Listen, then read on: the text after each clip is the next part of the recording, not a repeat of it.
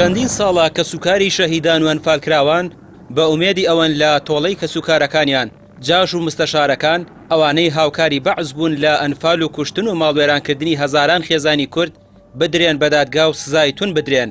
بەڵام چی دەبیستن؟ تەسەور بکەن ئەو خەڵکەی پێشان ئەنفالی دەکرد و تعریبی دەکرد و داک و خوشیمەی ئەنفال دەکرد کە هاتنە کوردستان هەم ڕێیان گۆڕا.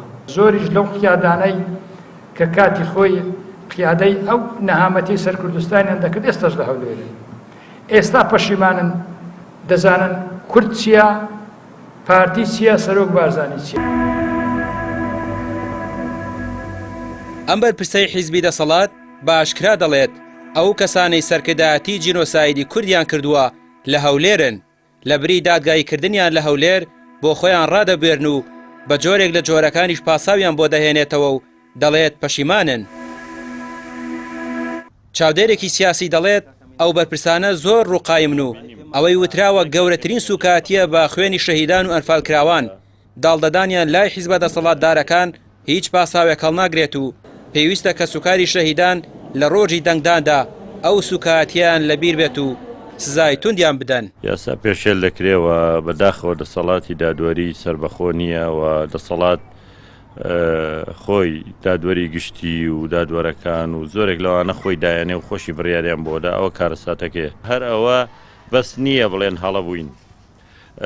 دەبێ بدرێنە دادگا، دەبێت سزا بدرێن، دەبێ بگەن بە سزای عادلانەی خۆیان، چونکەوانە بەرپرسن لە کوشتنی گیانی دایان هەزار هاوڵاتی بێتاوان بە ژن و مناڵ، سوتاندنی گوندەکانی کوردستان، کیمیابارانکردن.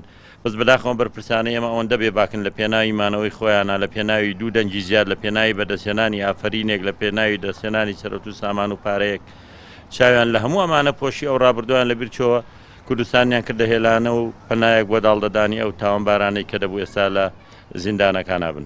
یاساناسێک دەڵێت ئەو جۆرە لێدوانانە و بە بوێری قسەکردن لەسەر داڵدەدانی ئەو جاش و مستەشارانەی کە لە 2005ەوە فەرمانی گرتنیان هەیە لاوازی ڕۆڵی داواکاری گشتی و دەسەڵاتی جێبەجێکردن و یاسادانان دەخاتە ژێر پرسیارەوە. بەنسبەت ئەو کەیسەوە بەداخەوە دامەزراوە یاسایی و دامەزراوە قەزایی و تەنانەت دەسەڵاتی داواکاری گشتیش لەم کەیسەدا بە شەرمەوە بێدەنجیان هەڵبژاردووە.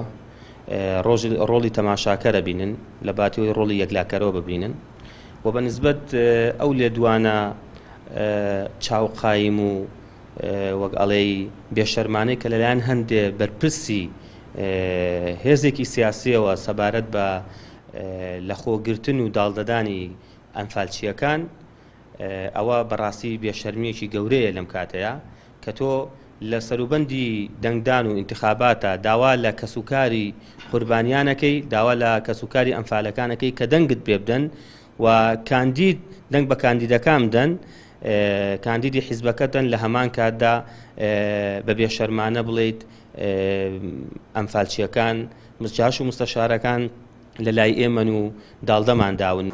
پارتی دیموکراتی بەرپرسەکەی پارتی بە قوڵی چۆتە نێو باسی دانیشتن لەگەڵ جاش و مستەشارەکان لە پڕێکدا یەکێک بیری دەهێنێتەوە کە پەخشی ڕاستەوخۆیە. بە خەڵکی تر بدەین تا دەنگمان پێ بڵێ. ئەویش پێکەنینێکی وشک دەکات و بابەتەکە دەگۆڕێت بۆ هەڵبژاردن.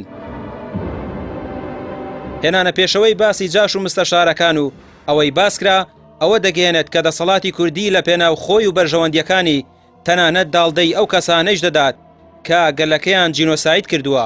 پرسیارەکە ئەوەیە کە هێزێک باکی بەوە نەبێت چاوەڕوانی چ خێر و بێرێکی بۆ میلەتەکەی لێ دەکرێت.